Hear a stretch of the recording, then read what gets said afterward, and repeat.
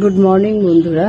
সকাল সকাল আমার দিন শুরু হচ্ছে এই যে টি দিয়ে, মর্নিং টি দিয়ে।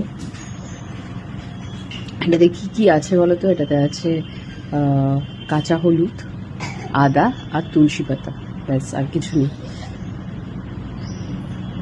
এটা আজকে আমি ঈশানকেও খাইয়েছি, ও নিজে হাতে একা একা খেয়েছে, তো আমার ভীষণ ভালো লেগেছে।